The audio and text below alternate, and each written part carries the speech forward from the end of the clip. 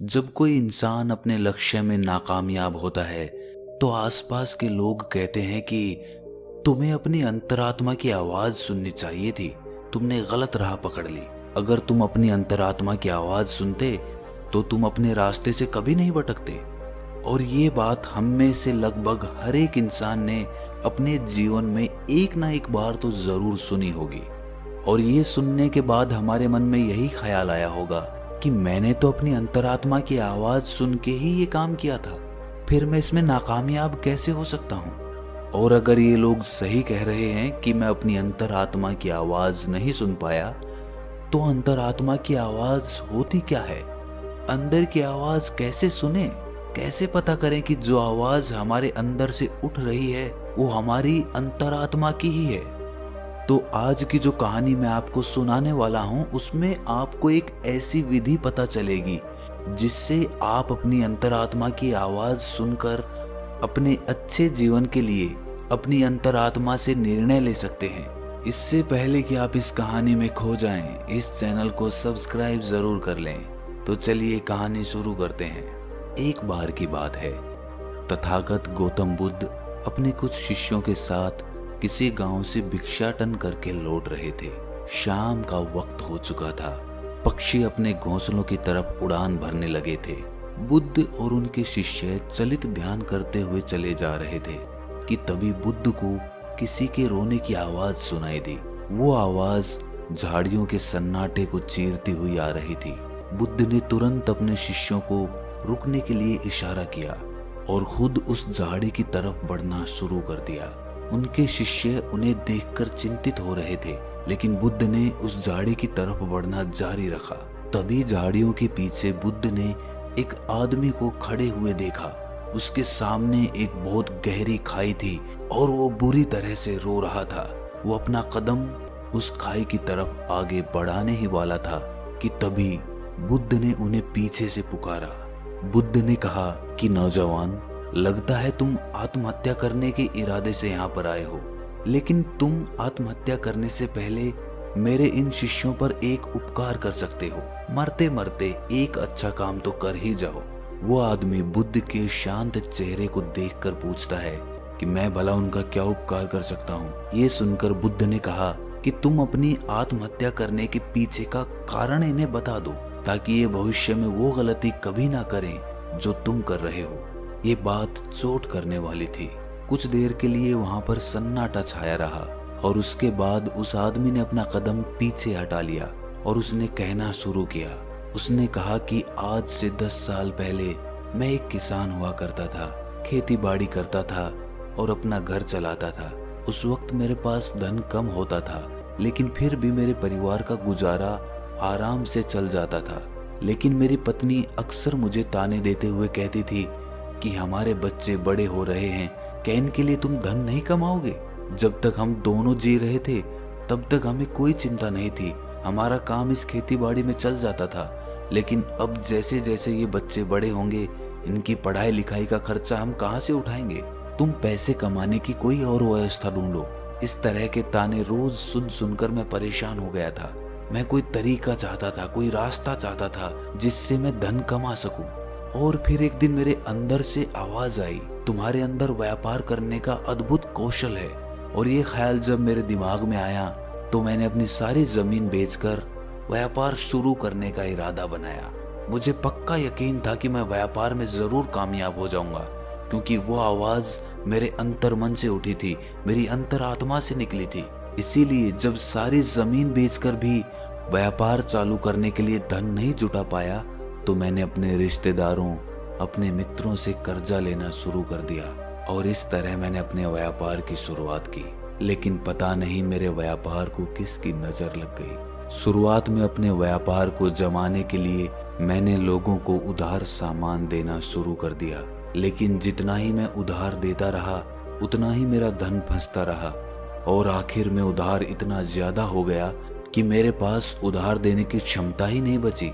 और जब मैंने उन लोगों से अपना उधार वापस मांगा तो उन्होंने देने से मना कर दिया और मैंने जितना भी पैसा अपने रिश्तेदारों और अपने मित्रों से लिया था उन लोगों ने भी मुझ पर दबाव बनाना शुरू कर दिया। मेरे पास किसी को देने के लिए कोई पैसा नहीं था। जमीन थी वो पहले ही बिक चुकी थी। अब मैं करता तो क्या करता। फिर मेरी अंतरात्मा ने मुझे एक आवाज दी कि अब ये दुनिया तेरे लिए नहीं बची है प्यारे, तेरा वक्त यहाँ पर खत्म हो चुका है। तू जा जा, छोड़ दे ये दुनिया, जा आत्महत्या कर ले। और अपने अंदर की आवाज सुनकर मैं यहाँ पर आत्महत्या करने के लिए आया हूँ। ये बात बुद्ध और उनके शिष्य बड़े ध्यानपूर्वक सुन रहे थे। उसकी बात समाप्त होने के बाद बुद्ध ने उस आदमी से पूछा कि नौजवान, मुझे एक बात बताओ, जो आवाज तुमने व्यापार शुरू करने से पहले सुनी थी और जो अब आत्महत्या करने से पहले सुनी थी, वो क्या तुम्हारी अंतरात्मा की ही आवाज थी? ये बात तुम यकीन से कह सकते हो? ये सुनकर वो युवक कुछ सोचकर बोला कि हाँ बुद्ध, वो आवाज बहुत गहरे से आई थी। उस बात पर मेरा पूरा विश्वास था और वो बात मुझे पक्का यकीन है कि मेरी अंतरात्मा की ही थी। ये सुनकर बुद्ध उससे पूछते हैं कि अंतरात्मा की आवाज तो आत्मा से आनी चाहिए। क्या तुम्हें अपनी आत्मा का कोई पता ठिकाना मालूम है? तुम्हें पता है कि तुम्हारी आत्मा तुम्हारे शरीर के कौन से हिस्से में रहती है? ये सवाल सुनकर वो आदमी सकपका गया। उसने सोचा भी नहीं था कि कोई आदमी उससे इस प्रकार का प्रश्न पूछेगा। इसका बनावटी जवाब देते हुए उस आदमी ने कहा कि हाँ बुद्ध, आत्मा तो सभी में होती है और वो तो शरीर के अंदर रहती है, उसका कोई प्रमाण थोड़ी होता है। ये सुनकर बुद्ध कहते हैं कि जब आत्मा के होने का ही कोई प्रमाण नहीं है तो अंतरात्मा की आवाज होने का क्या प्रमाण है? और तुम अपनी अंतरात्मा की आवाज को लेकर इतना यकीन से कैसे सुन सकते हो? असल में जो आवाज तुमने तब सुनी थी और जो अब सुनी है, वो आवाज तुम्हारी अंतरात्मा की नहीं बल्कि तुम्हारे मन की आवाज थी। वो तुम्हारा मन का ही बुना हुआ एक जाल था जिसमें तुम फंस गए और अब निकलने का तुम्हें कोई रास्ता नहीं सूझ रहा था, तो तुम्हारे मन ने ही तुम्हें निर्देश दिया कि तुम आत्महत्या कर लो। ध्यान रखना, अंतरात्मा तुम्हें कभी भी हिंसा वाला रास्ता नहीं दिखाएगी। आत्मा तो शुद्ध होती है, निर्मल होती है, वो भला किसी को हिंसा के रास्ते पे कैसे भेज सकती है? और तुम आत्महत्या करने का फैसला लेके हिंसा का रास्ता अपना रहे हो। ये उत्तर सुनकर उस आदमी के मन को थोड़ी ठंडक मिली। वो बुद्ध से और बातें करने के लिए उत्सुक हो गया। इसके बाद उस आदमी ने पूछा कि हे महाशय, आप मुझे बहुत ज्ञानी मालूम होते हैं, क्या आप मुझे अपनी अंतरात्मा की आवाज सुनने का कोई मार्ग दिखा सकते हैं जिससे मैं अपने जीवन के अंधकार से बाहर आ सकूं? इसका जवाब देते हुए बुद्ध कहते हैं कि कोई दूसरा आदमी तुम्हें तुम्हारी अंतरात्मा की आवाज कैसे सुनवा सकता है? आत्मा तुम्हारी है तो अंतरात्मा की आवाज भी तुम्हें ही सुननी होगी। कोई दूसरा आदमी तुम्हें वो आवाज नहीं सुनवा सकता।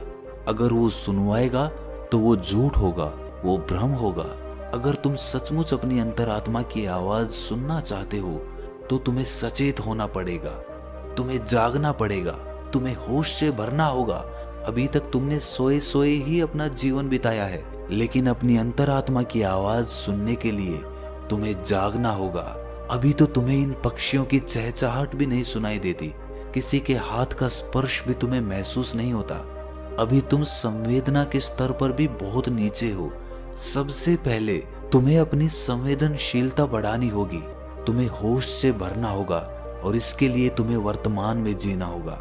और तब तुम महसूस कर पाओगे इन हवाओं के झोंकों को, इन पक्षियों की चहचहाहट को, इस आसमान को, सूर्य की किरणों को, तालाब को। तब तुम्हें ये सारी तरंगे महसूस होने लगेंगी। इसके लिए निरंतर अभ्यास करो, इसके लिए निरंतर ध्यान का अभ्यास करो।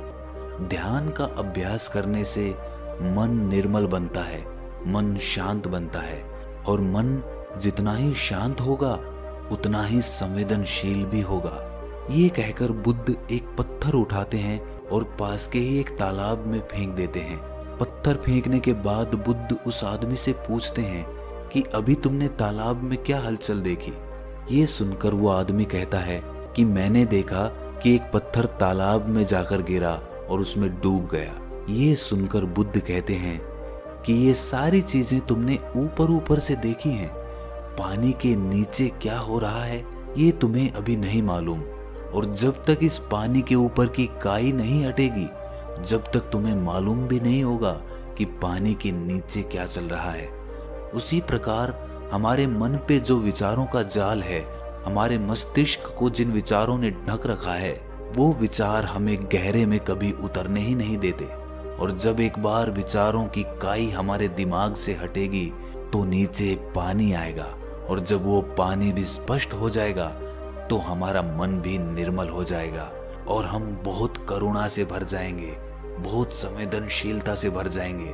फिर हमें ये हवा के झोंके ही आनंद प्रदान करेंगे। ध्यान रखना, मन के विचार ध्यान से शांत हो जाएंगे। और मन को साफ करने के लिए दिव्य प्रेम का अभ्यास करो।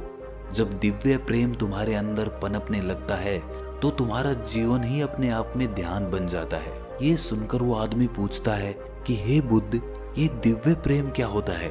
ये तो आज से पहले मैंने कभी सुना भी नहीं। उसका जवाब देते हुए बुद्ध ने कहा कि दिव्य प्रेम किसी विषय वस्तु से नहीं बंधा होता, ना वो किसी लालच से जुड़ा होता, ना किसी आकांक्षा से जुड़ा होता। वो तो सर्वत्र होता है, वो तो सभी से होता है, पक्षियों से, फूलों से, जानवरों से, इंसानों से, पेड़ पौधों से। उन सब के लिए जब तुम्हारे मन से प्रेम उमड़ने लगता है तो वही दिव्य प्रेम बन जाता है। अगर तुम उसका अभ्यास करना चाहते हो तो उसकी शुरुआत अभिनय से करो। जब भी तुम्हारे पास समय हो तुम खाली बैठ जाओ और ये अभिनय करो, ये सोच बनाओ कि तुम किसी पेड़ की तरफ प्रेम की तरंगे भेज रहे हो और वापस में वो पेड़ भी तुम्हारी तरफ प्रेम की तरंगे भेज रहा है। उसके बाद जैसे जैसे तुम ये अभ्यास करते जाओगे दिव्य प्रेम उमड़ने लगेगा और धीरे धीरे वो दिव्य प्रेम सर्वत्र हो जाएगा, सभी के लिए हो जाएगा। और उसके बाद तुम्हें अपनी आत्मा की झलक मिलेगी। तब तुम्हें पता चलेगा कि आत्मा क्या होती है और अंतरात्मा की आवाज क्या होती है। लेकिन उसके लिए तुम्हें अपने मन के जाल को काटना होगा, जो कि ध्यान या दिव्य प्रेम दोनों से संभव हो सकता है। ये प्रवचन सुनने के बाद वह आदमी बुद्ध के पैरों में गिर जाता है और अपनी आत्महत्या करने के विचार के बारे में वो बुद्ध से माफी मांगता है।